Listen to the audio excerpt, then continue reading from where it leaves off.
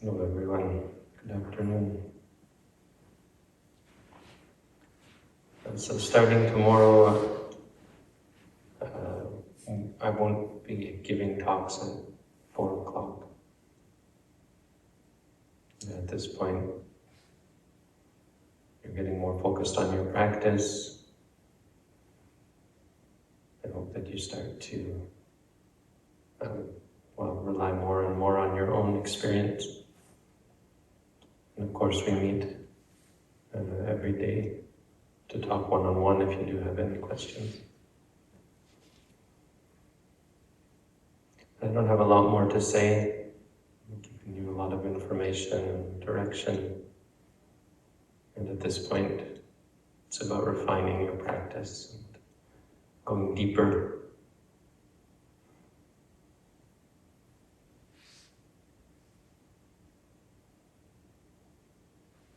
So I thought I'd leave you with a teaching from the Anguttara Nikaya, Book of Sixes.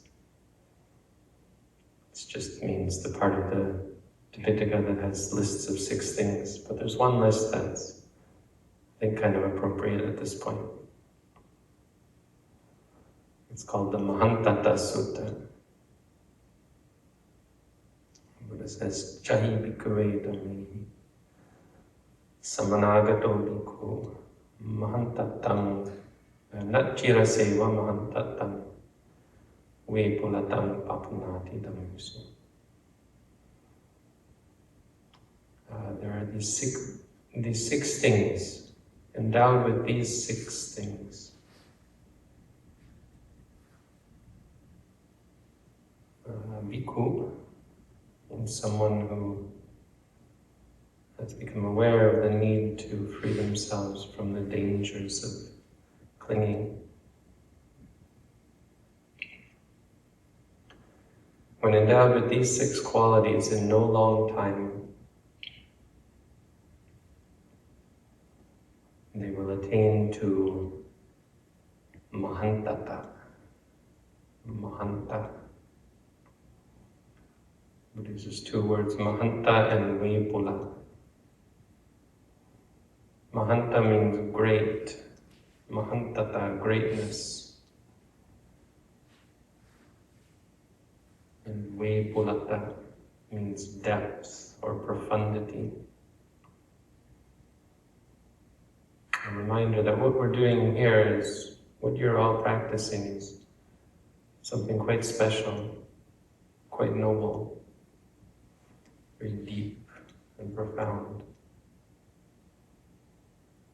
This isn't a hobby, something that you do on the side. It actually affects in a very positive way the very essence of who you are, purifying your habits, freeing you from some of your bad habits, and so much stress and suffering along the way.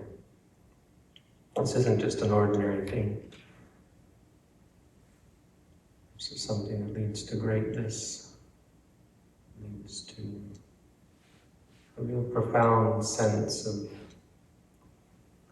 familiarity and understanding and wisdom about the world, about reality.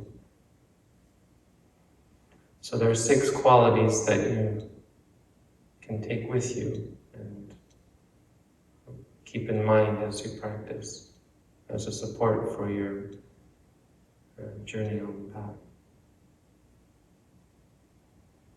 The first is aloka bahulo, having a lot of light, brightness, brilliance.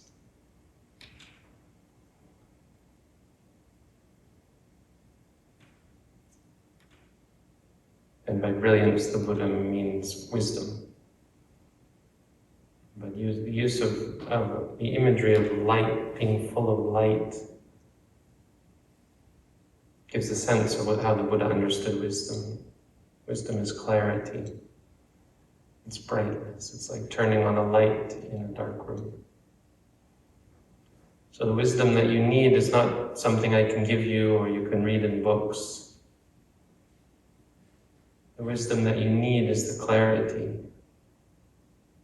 of understanding the experience moment to moment. It relates directly to your experience of problems, difficulties, challenges, and whether they have power over you, whether you're dependent on outcomes, dependent on situations and circumstances, whether you're under the power of the changes of life. It's about the clarity you have in the present moment. It's very much the core of what we're working towards in our cultivation of mindfulness. A big part of it is breaking up reality, seeing impermanence, seeing that the experiences we thought stayed with us day to day, moment, hour to hour, are really just momentary. Seeing that experiences are unpredictable. Seeing how our expectations of stability lead to stress. When things change, we're unprepared, we're unaccepting of change. This understanding, the clarity of the impermanence of reality is free. It's a part of the depth and the greatness. Suffering, seeing the suffering involved with clinging, mostly because of impermanence. If reality was permanent, cling to anything that's pleasant, but it's not permanent. And non-self, you can't control it, you can't change this, you can't prevent things from coming or going, changing. Just seeing clearly these things, this is wisdom. This is the brilliance. You don't need to go looking for them. It's like opening your eyes, turning on a light.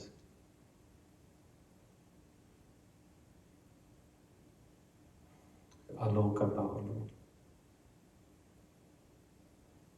Number 2, Yoga Bhavana.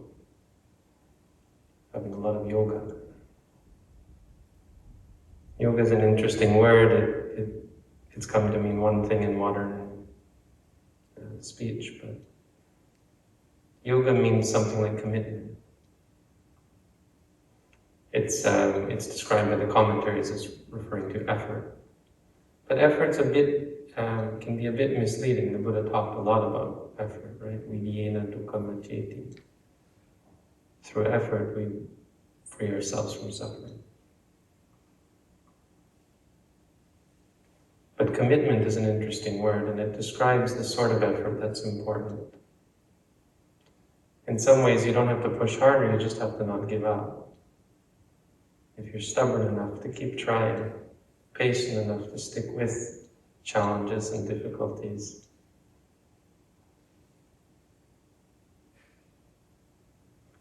it changes something about your outlook, because we're not looking for results in the sense of fixing our problems, right? We're looking for a new perspective. We're trying to become a person who is patient, who is able to experience without reacting. So when we have pain, it's not about getting rid of the pain. Pain is a problem we have to fix. No, pain is an experience. If you understand it and see it clearly, then it's not a problem. And so the energy, the effort that you need is to not give up. You'll often find yourself giving up, feeling like you failed. Sometimes you want to sit for an hour, you just can't do it. So effort, the best sort of effort is the effort that doesn't quit. I failed, and then you try again. Sometimes failing is a very important part of succeeding, because we can push and stress, and when you give up, it helps you let go. and you're able to try again with a fresh perspective. But when you give up, or when you give in, when you give up the practice, that's what you only fail if you give up. So the effort to be patient, patience and effort really go hand in hand. Yoga means commitment. Number 3, Veda Bahulo. You have to have a lot of Veda. Veda here means feeling. You have to have a lot of feeling. And here the meaning is feeling for it. You have to feel like doing it, we would say in English. Do it with feeling, once again with feeling. You know?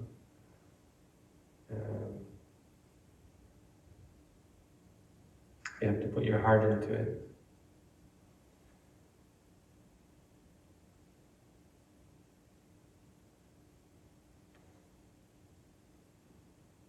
Quite many times in our practice, this is going to be a challenge. We can find ourselves discouraged. You probably found, especially in the at-home course, when you're practicing in daily life, you can start to, in the beginning, resent the practice, dislike having to do so much walking and sitting. When you come here, it can be the same. You have pain, and so the hours that you have to do start to drag on at times. This is a reminder of the issue in those realities, that they're standing between us and the practice, because in order to succeed, you really have to get into it. You have to have chanda. You have to, in a sense, want to do it. It's not exactly wanting or craving, but you have to feel it. You have to feel like doing it. And so the best advice I can give you is, of course, not to force yourself, pretend that you want to do it, but to address those things that are standing in your way, the dislike, the boredom, because they are not default, they are not caused by the experience. Experiences aren't boring. Experiences aren't challenging. We react. Our reactions are the reality. You become bored. And the boredom is all that's standing in the way between you and peace, you and contentment. A person sitting up on the mountain, peacefully meditating on a mountainside, can either be content or bored. And the only thing that's standing between them and the peace of the tranquility of being up on a mountain all alone is the boredom and the craving for something else. If they give those things up, if they take those things away, what you're left with is peace. So a reminder that if you're not into it, you have to be conscious of those hindrances that are standing in your way, that are preventing you from being okay with what you're doing. Especially when what you're doing is something so great, so helpful, so beneficial, as I think you all have seen through your practice. So that's number 3. Number 4, asantuti bahulo. And this is an interesting one. The Buddha says you have to have a lot of discontent, which I've been talking a lot about contentment. And it's an important teaching. There are 2 kinds of contentment. There's contentment with your experiences, in the sense of not being averse to what you experience. Experiencing contentment regardless of what you get, what you don't get. I mean, obvious example is contentment with food, contentment with lodgings, contentment with clothing, and contentment with medicine. These are the things that we all have to use, our requisites. Contentment with the practice rather than being discontent, as I said, but being full of discontent here is the other kind of discontent, in the sense of not being content with your wholesome qualities. never being content with how far you've come on the path. A sign of greatness is someone who seeks to better themselves, even when they're an okay person. A sign of greatness is to focus not on your successes, but focus on what is yet to be done.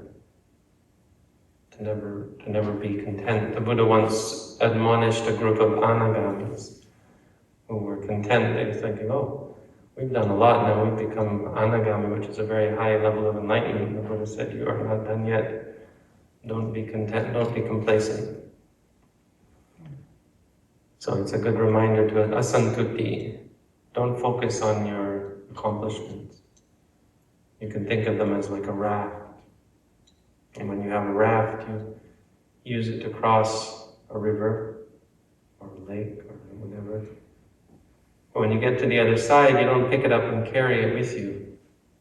You put it down and you continue on your way. What you gained in the practice is like a raft.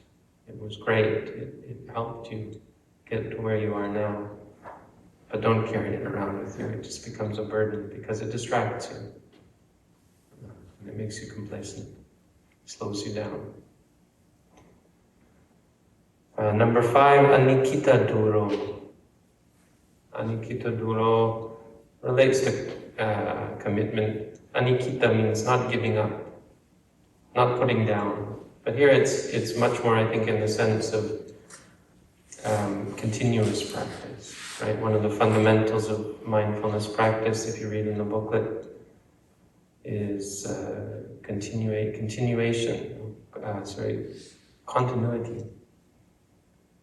So that you're practicing constantly. It means don't put it down. Anikita, nikita means where you put it down, you take a break.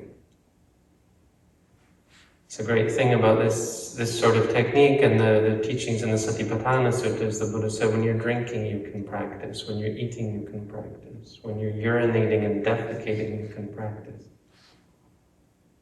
In everything you do, when you're speaking, you can even be mindful of your lips moving and hearing the sound of your own voice and feeling your voice box rattle. Though I do encourage you to not talk very much. Again, as we said, only if necessary. Try and be mindful throughout your day. Don't put it down even for a moment. It doesn't mean you have to be walking and sitting for as many hours as you can. When you take breaks, just be mindful when you're drinking, when you're eating, when you're walking, when you're sitting, even when you're lying down at night. Try to do lying meditation.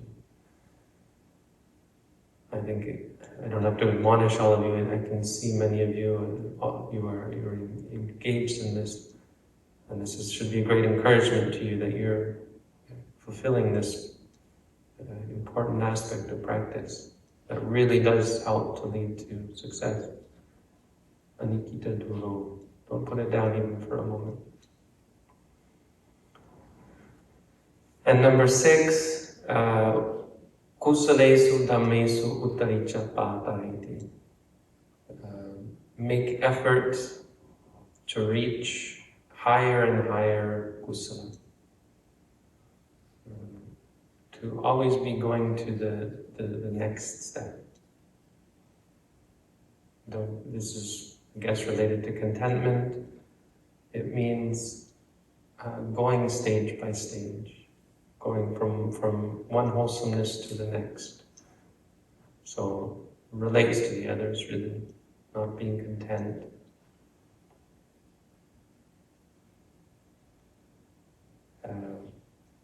Working to attain higher and higher levels of wholesomeness. So, in a sense, trying to refine your practice. So, not being content again with accomplishments in regards to problems you might have. So, when you first come to practice, you see your coarse defilements. You'll see some major issues you might have, greed, anger, and delusion. As you practice, the idea here is to go further. This often takes the form of trying to engage in new practices, So an example for a monk would be deciding to practice under a tree, like sleep under the tree and no longer sleep in a kuti, or to decide to only eat one meal. Right?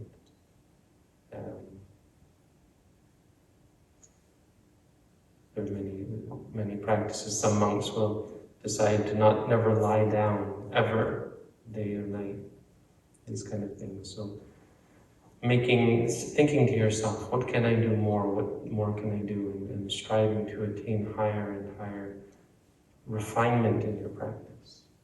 Again, it relates to the others about working on going further. But this involves the idea of practicing new things, which is a part of why we give you new exercises every day. It's like if you're doing weightlifting training, every day or every week you write down how much weight you lifted this week and you add another 10 pounds. Every day I give you 2 more touching points. And this is in the interest of helping you to gain greater and greater wholesomeness. So these are the 6 Mahantata Dhammas. They lead to greatness and they lead to profundity. Recommended by the Buddha himself as sort of a last group parting gift to you, remind you of the sorts of things to focus on from here on in. And we'll still meet again tomorrow at the same time, starting at 1 p.m. So that's the Dhamma for today. Thank you.